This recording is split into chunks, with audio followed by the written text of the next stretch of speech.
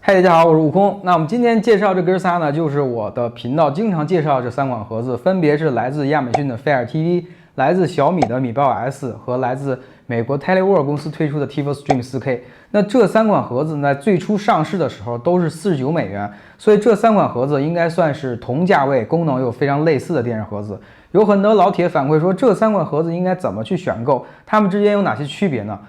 那我们今天这个视频就深挖一下这3款盒子具体有哪些区别，以及它的优点和缺点。那我们在说这3款盒子的区别之前呢，我想先说一下这3款盒子有哪些共同之处。那首先第一点呢，这3款盒子的初始化的条件都是海外的上网环境。那至于什么是海外的上网环境，我想如果你是我的观众的话，这个应该就不是问题了。那么第二点呢，我想说的就是这3款盒子都是支持国外的流媒体软件的，包括 YouTube、奈飞啊、Hulu 等等，而且在奈飞上都是支持 4K HDR 的。那第三点呢，就是这3款盒子它都是安卓原生系统或者是类原生系统，也就是说开机的时候是原汁原味的，没有任何的广告。那以上这些共同点呢，都是大家显而易见的。我们下面来说一下这3款盒子具体有哪些区别。由于细微的区别还是比较多的，所以我打算以下几点分别进行阐述。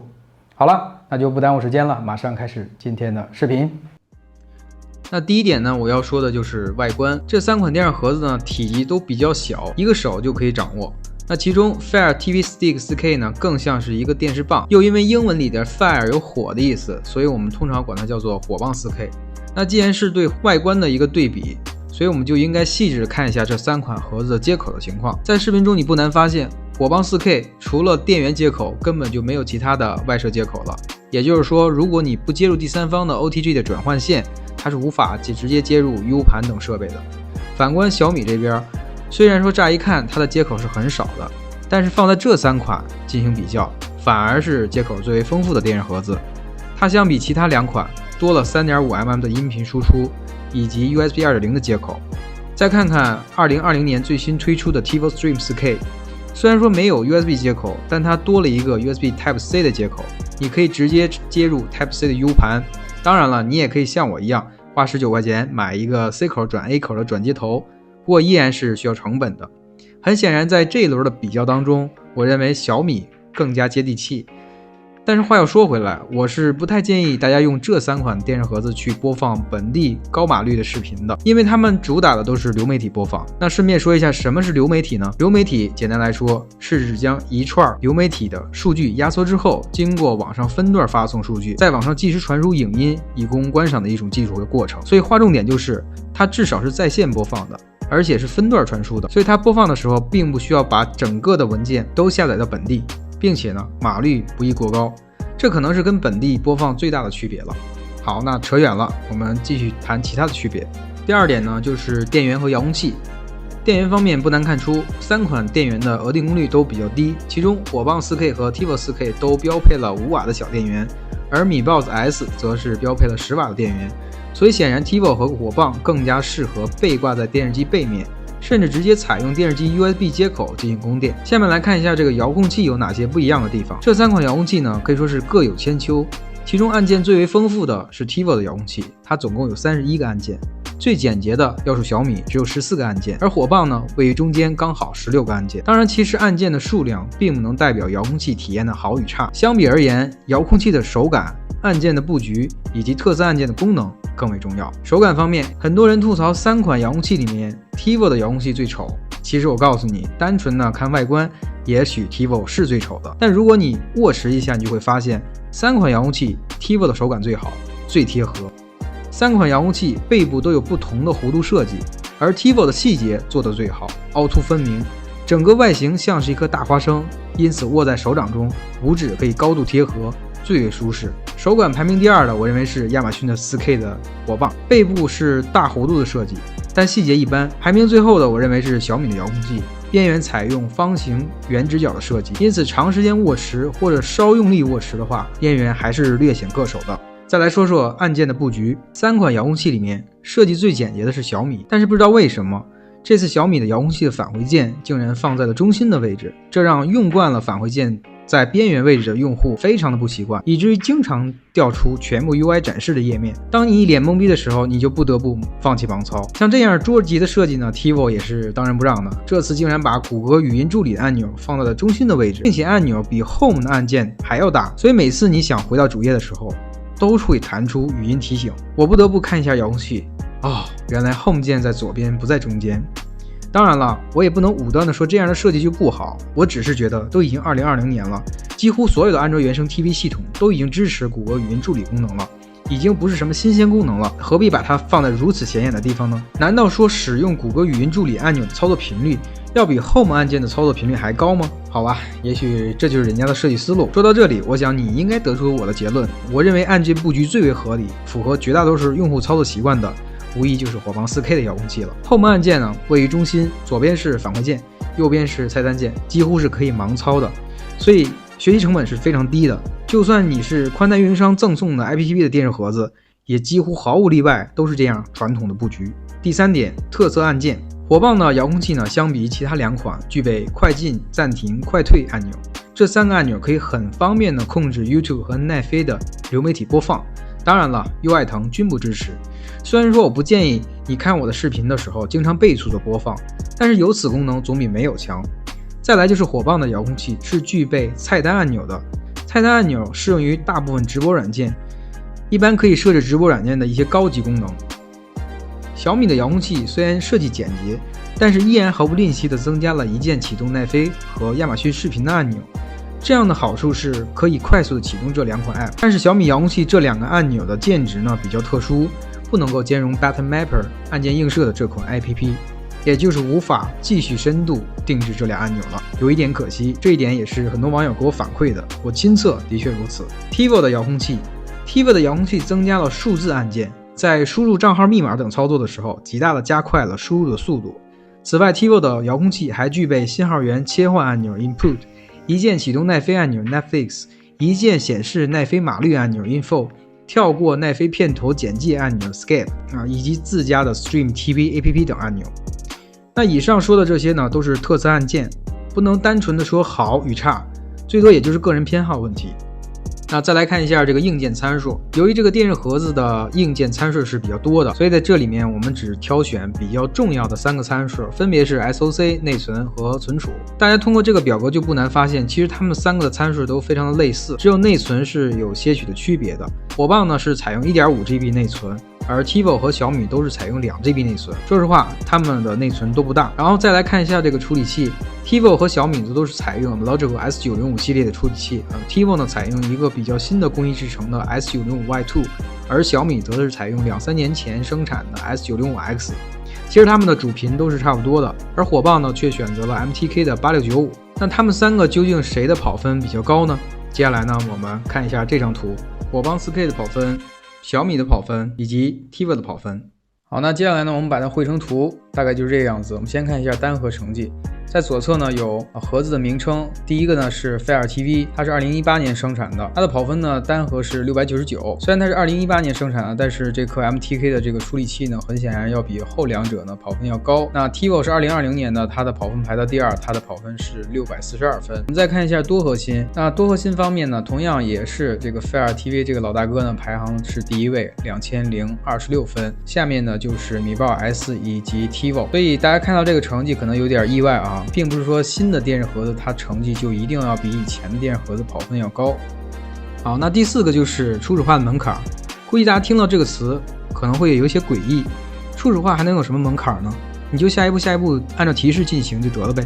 其实对于新手而言呢，第一次操作还是略有不同的。首先我们来说火棒 4K， 你要拥有一个亚马逊的账户，那注册的时候最好是用手机进行注册。注册的时候最好不要填写什么收货地址、付款信息这些内容，因为一旦你填写错了，你再次登录电视盒子的时候就会出现各种诡异的问题，所以你干脆不填写这些信息，直接注册就可以了。注册之后呢，你按照 Fire TV 的提示进行登录就可以了，当然前提是有一个扶墙的环境。再来就是 TiVo 可能更加严格一些，要有一个激活的过程，在激活的时候按照屏幕的提示进行操作，但是在操作之前呢，需要在 TiVo 的官方网站注册一个账号，而且注册的时候呢，务必要填写正确的地址信息。这里的地址信息呢是非中国大陆地区的地址，比如说美国的地址，而且这个地址呢格式要正确，不能乱填。最后再说一下小米的米 8S， 没有什么门槛，只需要扶墙就可以了。所以这3款电视盒子里面，小米的初始化门槛算是最低的。第5点我想说的是安卓系统的版本和语言。火帮 4K 呢采用的安卓版本呢是 7.1.2， 系统呢是经过亚马逊深度进行定制的，并且系统语言呢是不支持中文的，这一点也让很多人吐槽。小米的米 Box 及 TiVo Stream 4K 呢都是采用安卓原生 TV 9.0 的操作系统，别看版本是比较高的安卓版本， UI 也确实相对于 7.1 有很大的变化，但是 bug 还是存在的。安卓 9.0 的系统有一个通病，那就是 YouTube 无法使用 4K 的分辨率进行播放，反而 7.1 的系统是没有此问题的。语言方面，原生的系统是没有任何阉割的，所以支持多国语言，简体中文也就自然不在话下。那第6点呢，我想说一下这个关于亮度方面 HDR 以及杜比世界。那之所以把 HDR 和杜比世界放在一起讲，是因为很多人看见杜比这2个字就以为是描述音频，其实杜比世界是描述亮度的一种标准，它应该和 HDR 放在一起去讲，以免和杜比全景声混淆。3个盒子均可以支持 HDR， 我们就以常见的 YouTube 和奈飞为例，经过实测，3个盒子均可以支持 YouTube 和奈飞的 HDR。但是这里要吐槽一句，目前 TiVo 的 HDR 依然是没有修改为自适应的模式，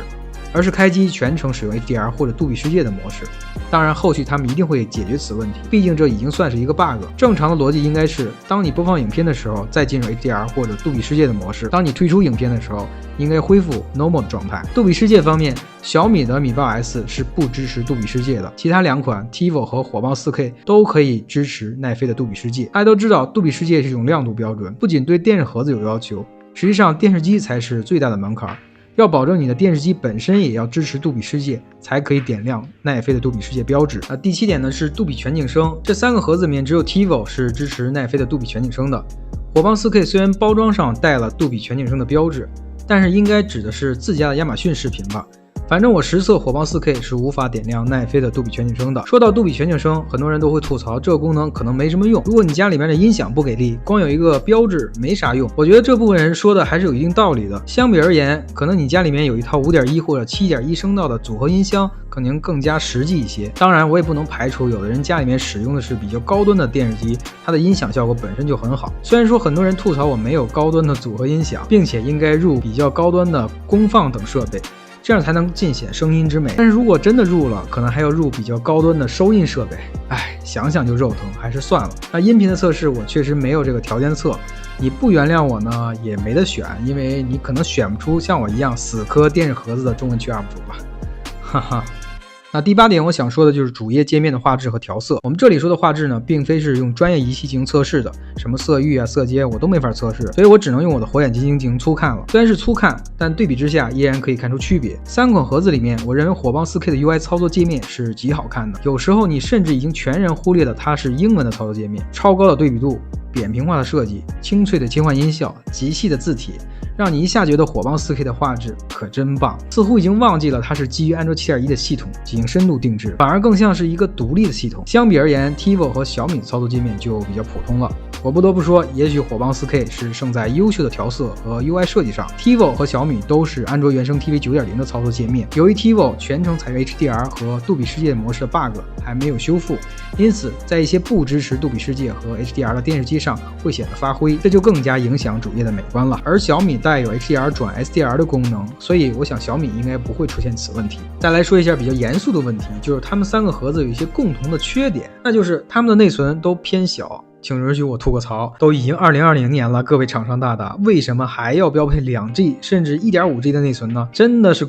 清理库存吗？好歹你们也是大厂啊，我宁愿多花10美元给我大 1G 内存可好？我不是说配小内存就注定卡顿，如果你的系统优化的好也是可以的，但这肯定限制了我们安装应用的想象力啊，这是一种风向。如果大厂总是带一些低配的风向，那么以后 N 年这个电视盒子界都不会有进步的。早在4年前甚至更早的时候，外贸电视盒子就已经是 3GB 内存起步了。在如此强大的刺激之下，大厂依然不动于衷。用户这边呢，自然是看重大厂有流媒体授权的功能，但是从49美元直接蹦到149美元的 Shell TV Pro， 你觉得这跨度是否是太大了呢？难道中间段的59到69美元就不配拥有3GB 内存吗？大家都知道安卓系统底层呢是 JVM 讯机，背内存那简直是天生的，所以说内存对安卓系统是至关重要的。某种意义上讲，要比 SoC 还重要。但是理想很丰满，现实很骨感。这种现状呢，已经不是一两天了。那以上呢，是我发现他们的一些共同的比较大的一个缺点。如果你发现这3款盒子还有什么其他的值得吐槽的地方，也欢迎在视频下方留言。